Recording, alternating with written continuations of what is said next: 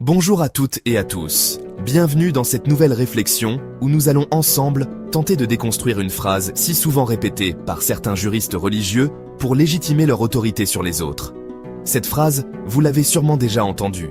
Si tu es malade, tu vas chez le médecin. Si tu veux construire une maison, tu vas voir un architecte. Chaque domaine a ses spécialistes, et la religion aussi a ses spécialistes, les savants et les juristes.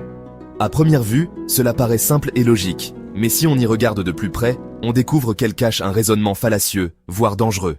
La médecine, l'ingénierie, les sciences modernes en général sont des savoirs expérimentaux. Le médecin ne te demande pas de lui obéir parce qu'il est sacré, mais parce qu'il a suivi une formation rigoureuse, qu'il fonde ses diagnostics sur des observations et qu'il accepte la critique et la remise en question. Ces méthodes sont testables, vérifiables et évolutives. Mais le savoir dont parlent ces juristes, est-ce vraiment comparable ? Quel est ce savoir qui refuse la critique ? Qui sacralise les paroles d'hommes morts depuis des siècles et qui insiste pour qu'on applique leurs opinions dans un contexte radicalement différent ? Voilà le problème de fond. Les vraies sciences évoluent. Un médecin d'aujourd'hui ne soigne pas comme il y a 1000 ans. Un ingénieur ne construit pas comme au temps des Abbassides. Mais beaucoup de juristes veulent que le fiqh reste figé, inchangé depuis cette époque. Comme si Dieu avait condamné les hommes à vivre pour toujours dans le même cadre mental. Or, le Coran n'a jamais été révélé pour qu'un groupe fermé monopolise sa compréhension. Bien au contraire, il s'adresse à tous. Dieu dit « Ceci est un message pour les hommes » Ibrahim 52. Nous avons certes rendu le Coran facile pour la méditation. Y a-t-il quelqu'un qui réfléchit ? Al-Kamar 17. Cet appel au rappel à la méditation n'est pas adressé à une élite cléricale, mais à quiconque réfléchit. Alors pourquoi ce discours ? Pourquoi veulent-ils te convaincre que tu es incapable de comprendre le livre de ton Seigneur sans eux ?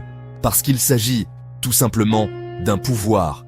Un pouvoir d'interprétation qui leur donne une place sociale particulière. Ce sont les gardiens du temple. Ceux qui te disent ce que tu dois croire, ce que tu dois faire, ce qui est permis ou interdit. Le Coran lui-même critique cette logique cléricale. Écoute cette parole divine. Ils ont trouvé leur père dans l'égarement et ils se précipitent sur leurs traces. As-Safat 69-70. Suivre aveuglément n'est pas une vertu dans le Coran, c'est un signe de fermeture d'esprit. Ici, on touche une idée très profonde. Ces juristes qui insistent sur un effort d'interprétation descendant commencent par les paroles des anciens et veulent les appliquer telles quelles sur la réalité moderne. C'est ça, le véritable blocage. Alors que la méthode coranique propose au contraire un effort ascendant.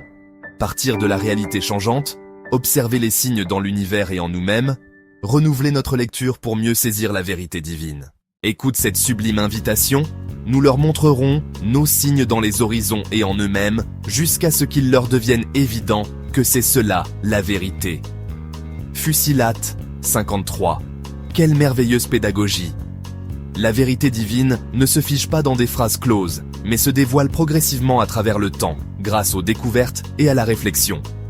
Puis, il y a ce critère coranique fondamental pour tout débat honnête. Dit, apportez votre preuve si vous êtes véridique. Al-Baqarah 111.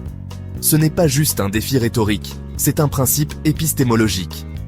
La religion n'est pas une obéissance aveugle, mais un dialogue fondé sur la preuve, sur la raison. Celui qui refuse de présenter sa preuve et se contente de dire « Je suis le savant, toi tu es un ignorant », se dérobe en réalité à cette exigence divine.